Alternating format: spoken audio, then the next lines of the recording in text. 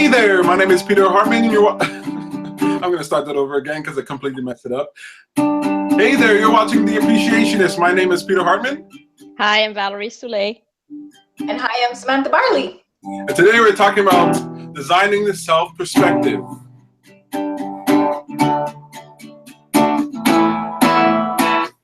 Hey guys, I'm really excited today. Gals.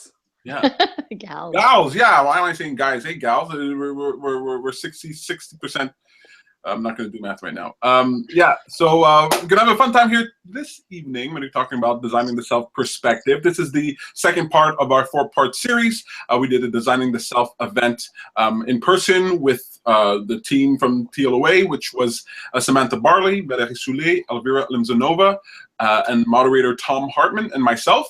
We have another one coming up soon. So we want to get through for anybody who wasn't able to attend that meetup. So today we're talking about perspective, but before I get to that, I have to let you know what I learned this week in a segment called What I Learned This Week. Well, in this week, I learned something pretty interesting about Valentine's Day.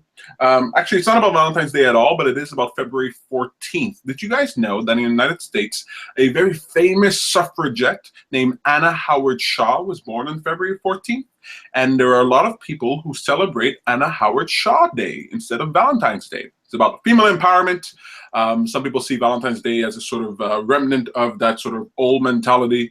I thought it was kind of cool. And I was just watching a news report. Somebody said Happy Anna Howard Shaw Day. And I thought it was pretty cool. I looked her up. This is what she looks like. She looks like that. She's pretty cool. Black and white. You know, that was a long time ago. So it's about she did things for in favor of female empowerment. That's right. Well, she was suffragette, so she was for women's right to vote and things like that. Okay.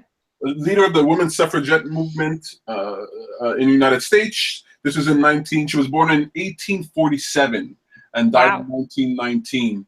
So yeah, she was a leader of that movement. She was also a physician and one of the first ordained female Methodist ministers. Wow. Yeah. Isn't she something?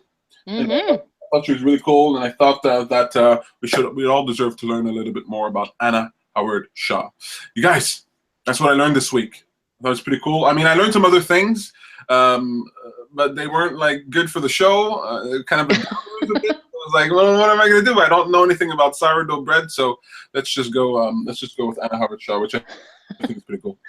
Guys, the most important thing we do during the most important thing we do during the show is called a moment of appreciation, and that's when we look back at the past 7 days and we pick out something that we appreciate. It could be something good that happened that's easy to appreciate, or it can be something that wasn't so great but that we can see the value in today. Like me performing at the Ladies and Gentlemen comedy show at the Cafe Shaka yesterday was a little rough. It was a little rough. It was? On the edges. Yeah, I was.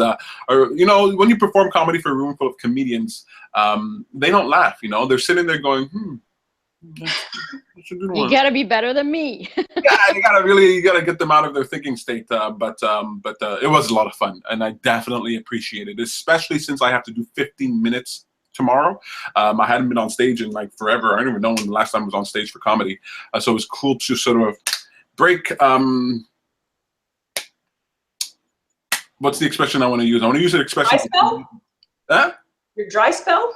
Yeah, break the dry spell. I'm looking for something that wasn't sexual, but still sounds breaking the ice. Yeah, forget about breaking the ice these days. We got enough of it. With putting your toe in the water again. But somebody's thinking vacation. Like that. Well, look, I had a really great time, ladies and gentlemen. Thank you so much, Daniel, Karen, and Chris Sandy for having me on your show. I asked to be on. They let me be on there. I was immensely appreciative of it. I felt really cool. I feel prepared for Thursday. So I just feel great. I feel full of excitement. And it took me a little bit to sort of get over the fact that I didn't do as well as I wanted to do. But I feel good about that now. So it doesn't always have to be something good. It can be something that wasn't so great, but that I appreciate today. That's me. You guys have a moment of appreciation? Yep. So Peter tried Copper Branch for the first time yesterday. So this is my moment of appreciation. Is we went to Copper Branch. They had like a Valentine's special for General Copper, which is shiitake. I guess this is my food one too, huh? My what's for dinner? Shiitake General Tao sort of thing. So we got there and they didn't have any brown rice. And I was disappointed because I didn't want quinoa because I've been eating lots of quinoa. So I was a little disappointed. We were trying to figure out, can we go to the other place? And we didn't have enough time because the comedy show was coming up. And so we ate our food and it was delicious. It was very, very good. And then well, I went with Peter. He was funny to me. So it was a nice evening last night. And as we were eating dinner, I was disappointed with the meal and I was like, okay, well, there's nothing I can really do, like, you know, and he's like, yeah, there's nothing you can really do. I was like, but I can contact them tomorrow. And he's like, would they do anything? I'm like, yeah, maybe they'll give me a gift certificate or something. So I contacted them. They replied today. I'm getting a gift certificate from Copper Branch.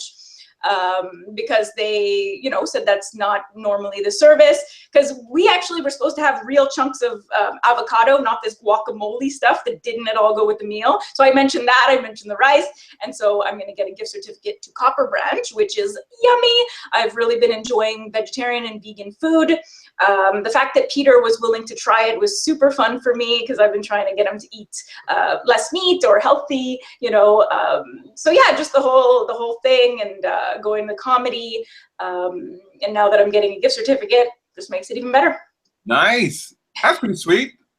You're so good at this, Sam. You're so good at it. Really, I mean, no, because you think about it and it works. I mean, I think it's fabulous. And look, you're talking about them now. You're advertising for them. So it's yeah, beautiful. exactly. And I love Copper Branch, but I was like, last night I was like, no, this is not cool, you know. And they agreed.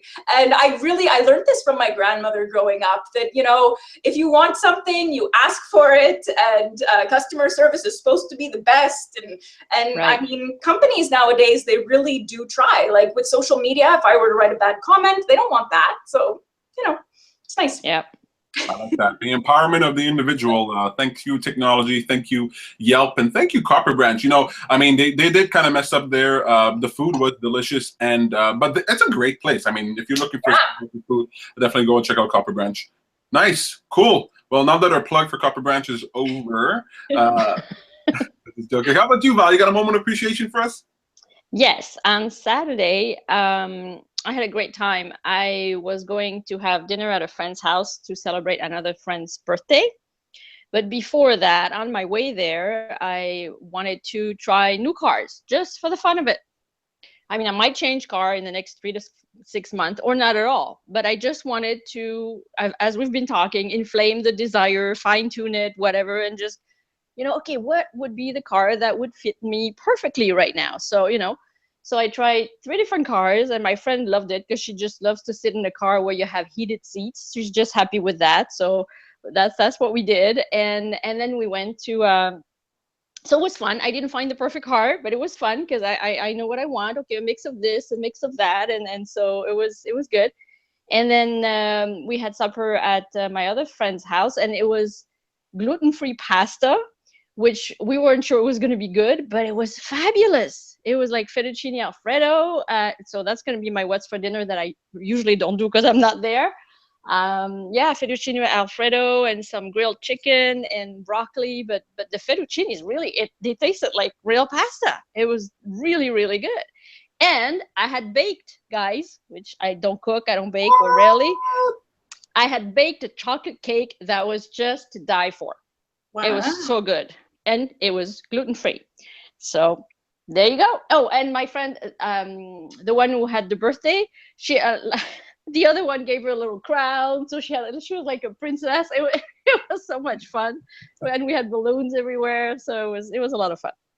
Oh, that sounds like a lot of fun. Fettuccine Alfredo, chocolate cake, tiara. I want a tiara. That's it. Yeah. Yeah, it was a tiara. Yeah.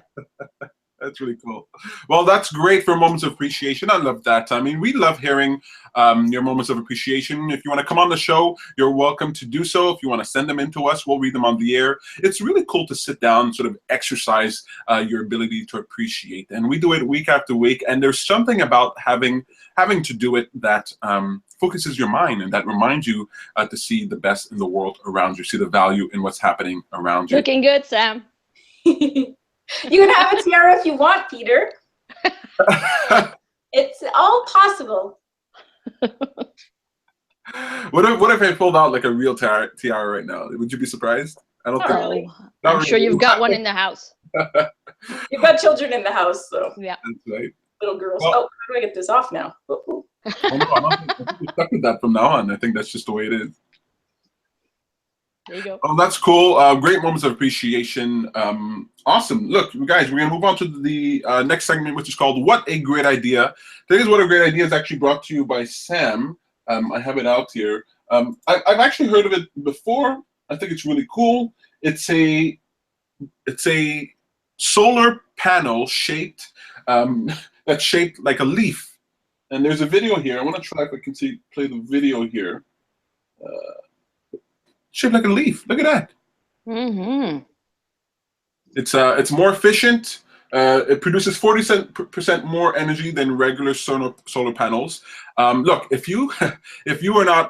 if solar panels are not on your radar for 2017 and beyond, you really got to start thinking, because it won't be long before we're off fossil fuels. I mean, we have to. It's cheaper to do solar panels. There are jobs in solar panel industries that you can get to, and the laws and regulations are being finagled right now. But the future is sunny, people. I mean, talk about. I want to walk around in the city and see this thing fanned out, you know, and I want to know that it's powering the lights that are around me. I want one for my house. I want one for my zombie apocalypse bunker. That's really what I'm looking for. That's what I'm dreaming for. Really, really cool. You guys, that's it. Well, can I say something? It makes a lot of sense that it's shaped like a leaf. It would be better. I mean, look at nature, guys. I don't know why we don't even think of that first. It's so weird. It's called biomimicry. It's drawing from nature in order to create technologies. And yeah, you're right. There's so many clues in nature. I mean, plants are designed like solar panels. I mean, they're trying to capture the light. Well, why the heck are their leaves shaped that way? There must be a reason, right? A nice rectangle a solar panel, that might be one thing, but one that's shaped like a leaf, there's got to be something to it. So I think you're absolutely right, Val. Why don't we look to nature for these great ideas? There's this tape that's out there that's inspired by the pads of a gecko. It has these tiny little microscopic fibers, and it doesn't need glue. A gecko doesn't need glue to climb the walls, and they create this tape that doesn't need glue as well. Better for the environment, better for you, and reusable, because you can take the tape off and put it back on. Anyway, don't get me started on sustainability and biomimicry. Val, I don't know why you're pushing web buttons. I think you know what you're doing. No, I blame you. Don't you blame me. Oh, you guys are awesome. Okay, you guys, the topic today is, and this will be posted on our Appreciationist page. You can go to facebook.com/theappreciationist and check that out. Sam, the producer, will put that there. Thank you so much, Sam. Today's topic is designing the self, and we're talking about perspective. Now, you've heard a lot about perspective. We hear about perspective all the time when we're talking about personal development, personal empowerment, or law of attraction, anything like that. So what is perspective? You know, we have our notes for the last one. I can let you know here, but do you think anybody's confused about what perspective is when you're saying to shift perspective, when you're saying to adopt a new perspective? Do you think people know what that means, or is that is it obvious or is it confusing? To me, it's obvious, but I don't know. I'm wondering, are there people? I think it's obvious for me too, but I don't know. I think for some people it can be confusing. Just if you're not talking about this regularly, you're not into personal development, or you're new to it, perspective, they might not. Yeah, I don't think everybody gets it. Okay, so I'm just going to explain. So perspective is your different viewpoints, viewing things from different directions. If somebody loves something, they have one perspective. If they hate something, they have another perspective. So there's perspective like that. But there was a very crucial sort of principle that I want to share with you in terms of perspective that is extremely useful. I mean, it is extremely useful, and Val and Sam, they know this. So there is the broader perspective, and then there is the narrow perspective, the limited perspective. You can call it a greater perspective or your human perspective.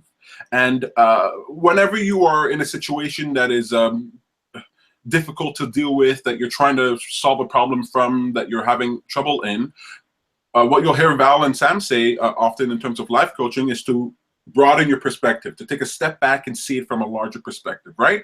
You want to sort of see the whole picture. You want to see as much of the picture as you can. So someone bumps into you on the metro and you get upset, that's a limited perspective. You zoom out, you recognize that, well, bumping into people is just part of the process of living in in a city with millions of people. People don't bump into you because they're trying to be mean. It's because they're trying to do what's right for them. They want to get the seat. They want to get the thing, whatever it is.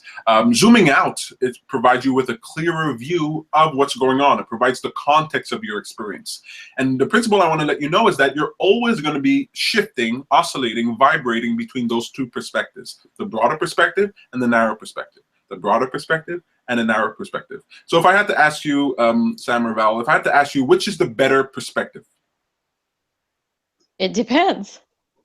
It depends, right? Do you feel like people out there, they feel like they always have to be seeing things from the broader perspective? They always have to be Zen. They always have to see the big picture. Do you feel like people put that pressure on themselves? Some people, I think so. Yeah, especially when you're learning about always be positive, right? Be positive. Always be positive. When people start hearing about the law of attraction, and they're like, okay, I can't think any negative thoughts. I have to think positive, think positive, think positive, think positive. I mean, that's part of it, right? So shifting your perspective, thinking that you always have to have a positive view of things. That's going to cause more stress than not, you know, like that's going to cause a lot more negative emotions, in my opinion, than if you sort of allow that, okay, sometimes I can see things from my own perspective, my limited perspective, or my negative perspective, but then I have the choice to then bring it over, you know, but first to allow.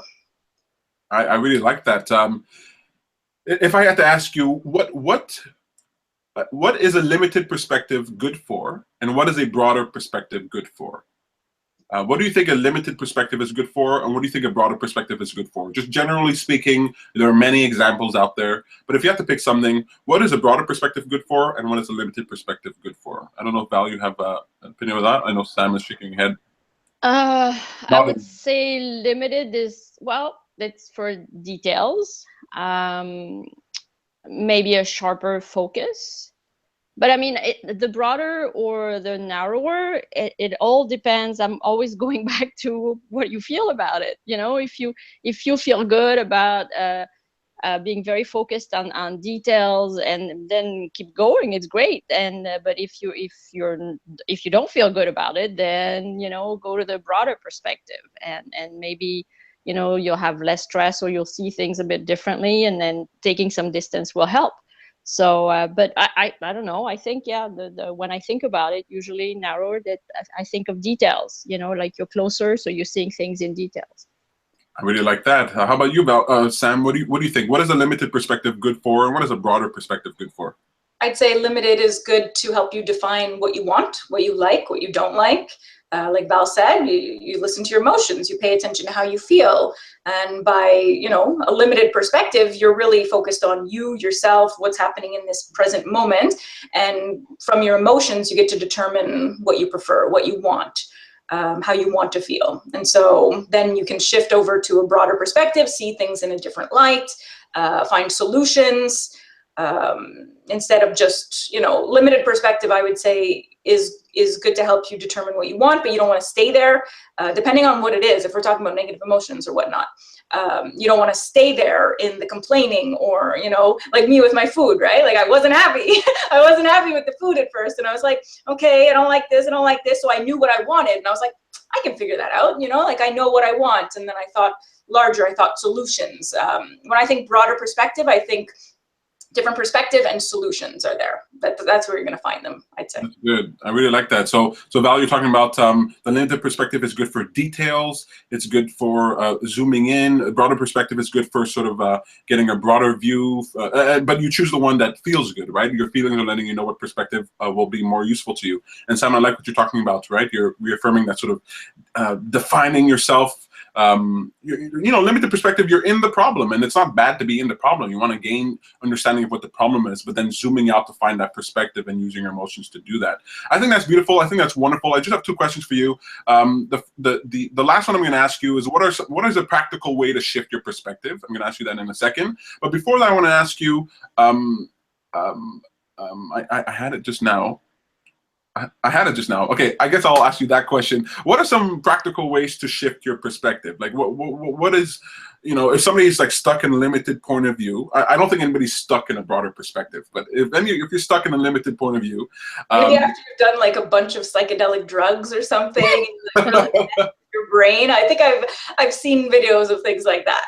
People stuck in some abstract point of view, yeah, probably. I don't know. I don't want to be there. But you can sometimes feel sort of stuck and trapped in a limited perspective. Val, when you think about if somebody wants help sort of shifting their perspectives, what kind of tools, what kind of ways can they use to get out of that? I'll give you two. There's one that I mentioned when we had the event that I got from a book on dreams, and I think it's kind of fun. When you remember your dreams, the book was basically telling you all the characters in your dream, imagine they're parts of yourself. So see your dream from each character's point of view, and as if it's you. So and then look at the emotions and everything that come with it and think it's a part of you. So how does that change things? So that's one. I think it's fun whether you believe it's a part of you or not. It's just fun to do the exercise. The other one is one that you can find online, and I've had workshops on this. I think it's called The Work by Byron Katie. It's a process, 4 questions, and that's exactly what it does. You question your thoughts. So basically you question the one perspective that you're stuck with if it's one that is stressful to you. And so it gives you many ways of shifting your perspective. It's very good. It's quite something. That's really awesome. I like that. How about you, Sam? What kind of tips do you give to people if they want to shift out of their limited perspective? Well, I'm thinking of something now, like will I be concerned about this in 10 years from now? Will this matter to me in 10 years from now? That's right? Or a year from now, or a month. Yeah, or a year from now, or a month. Like, will it matter? Like somebody bumping into you in the metro. Are you going to waste your energy and time like saying, oh, they shouldn't be doing that? Oh my God, no. No, is it going to matter? No, it's not really going to matter. So that can just help you to sort of like, okay, snap out of it, if you understand these sort of principles of like, that you really want to try and feel your best as often as possible, that you don't want to waste your energy on these things. So just to sort of go there. Also, I always suggest people put themselves in other people's shoes. I mean, when we're interacting with other people, you have no idea. I mean, you can, so you try and put yourself in their shoes and say, well, why are they bumping into me in the metro? Why are they driving like that in traffic? I don't know, but maybe there's an emergency, or maybe they grew up in a very strange way, like whatever it is, like just to say that people are different and it's okay, That sounds similar to the vows, like putting yourself in dream characters, accepting that, putting yourself in other people's shoes. That's a very, very cool technique, and I think we should do more of that. I really love that. I know Val has to go in probably right now, so I want to thank Val so much for being a part of the show. No problem. Thank you, guys. Bye. Have a great week. Take care. So that's really cool. I actually love what you just said there, Sam, about does it really matter? I think we should even do a meetup about that, Does it really matter? All these things, oh, my friend doesn't want to talk to me, this doesn't work, and that doesn't work, I didn't get the food that I wanted, and I love that. I think we should ask ourselves more, you should ask yourself on a regular basis, does it really matter? Is this really worth me being upset about? And then from there, what I like to do, and this is what you did when we went to Copper Branch, which I thought was wonderful, which I thought you did very quickly. You're super good at that now. And it's difficult when it comes to food, huh? Like Peter knows me, and if it comes to food, and I could have stuck there a little longer, Or for a bit, you're like, what? This is unacceptable. And we're calling other places. You're calling other places to see what they have. But moving to the solution as fast as you can, right? You sat down and you said, you know what? I may not be able to fix this in this moment. I have to accept this in this moment, but I can see the broader perspective, and I can find a solution that will satisfy me for this moment from a broader perspective. Well, if I can make myself whole, if I can make myself whole again in the future, then I will feel better about this moment. I'm going to contact them. I'm going to let them know about the experience I had. They're going to make amends for that, and then I'm going to feel great. Right? And so you look for the solution. A wonderful way of getting out of that limited perspective is to go to the solution, because the solution is always a broader perspective. It's almost always a broader perspective. The problem is in that narrow perspective. So you dig around in the problem for as long as you care to, and then you zoom out and you find that solution. Always remembering, does it really matter? Do I really have to be upset about this food? Well, I shouldn't say that, because to me, food doesn't really matter, but to other people, it really does matter. And, that makes sense to me. So that's perfectly legitimate. Lots of good things today. I really feel like this is a fun topic to talk about. If you're Look, there's nothing more I can say on that subject right now. Of course, we're going to be talking more and more later on. Next week's topic, or the next iteration of the series, will be acceptance. So I think that's a natural progression to from this topic. All right. Well, before we got to go, I got to ask you a quick question. What's for dinner? What did you eat in the last 7 days that you appreciated, that you enjoyed, or what are you about to eat this evening if you hadn't yet? Val was telling us about chocolate cake and gluten-free pasta. So that sounds cool. How about you, Sam? You ate something cool? I'd say yesterday, even though it was quinoa instead of rice, like it was really yummy. It was very tasty. The shiitake General Tao sort of thing. They call it General Copper, but yeah, I found it delicious and enjoying it with you. The fact that you ate that, yeah, that's mine. You know what? That's mine too. I thought it was pretty tasty. It really opened my mind to the foods that are available to us. It's made from shiitake mushrooms, and it tasted like, it didn't taste like chicken, but it tasted close enough that to that texture, to that consistency, that was very satisfying. It was very, very yummy. And the fact that it was better for me than meat made it even more satisfying. So yeah, me too. My sister was very happy about it. I messaged her last night saying the copy branch and whatnot. And she's like, "Oh, did Peter like it?" You know, like, because my sister's vegan, activist, and so, you know, just hearing that we enjoyed that, I think she liked it. Hey man, we're getting better and better, right? And that's what we can all do. What's coming up in our calendar real quick? Let you know before we go. We got a lot coming up. I think we have, let's see here. So we have on this Saturday, the 18th, oh, well, it's full right now. It's kin. We're going to go out for dinner and drinks. It's a limited seating, so it's really full. I think we have people on the wait list, but you can sign up. Maybe people will change their RSVP. I don't know.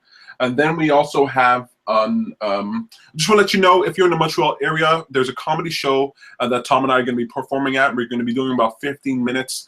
It's a Colors of Comedy show for Black History Month. It's going to be at the Wiggle Room downtown. So just head over to our, it's called Colors of Comedy. So you can find that on Facebook, and you can get some tickets if they're still available. I think it's going to be sold out. I think it's sold out, but definitely contact the Wiggle Room for that. Then we have next week, February 21st, I have my first group motivational consultation. Group motivational consultation. It's going to be a limited seating, about 12 people. We're going to come together. We're going to figure out not only what's going on, but what actions we can take in order to move our life forward. So this is going to be an ongoing sort of series. Consultations come out if you, but only come out if you really want to change your life, because we're going to be learning, taking action, and we're going to be reflecting on the action that we did take or did not take in the recent past. That's it for my calendar. Sam, you got something coming up? Yes, so I moved my group life coaching to Thursday, February 23rd at 7 p.m. So that's Love Yourself Group Life Coaching. I love it. It's like one of my favorite topics. So if you want to learn how to, you know, be more aware, love yourself more, accept yourself, come on out. And then I planned an appreciation walk. It's going to be, I think, my first one this winter. So Sunday, February 26th on Mount Royal. Weather dependent, but I'm usually pretty good at planning things on beautiful days. So appreciation walk. Well, that's really great. Thank you so much for being a part of the show. If you want to find out more about Samantha Barley, you can go to the SamanthaBarley.com. You can find out everything about her there. Check out our meetup group, Self-Discovery Montreal. It's really hard for me to play this guitar while I'm talking, so maybe, Sam, you can let people know how they can check you out on Self-Discovery. Meetup, Self-Discovery, or go to SamanthaBarley.com and click on events. You can find out more about Valerie Soule at thepowerofemotions.ca. That's really, really cool. And check out thelawofattraction.ca and click on calendar in order to find out what events we have coming up. And as always, you can check out theappreciationist.com for all past episodes. Tune in next Wednesday for another exciting episode of The Appreciationist. We did it! Bye! We did it!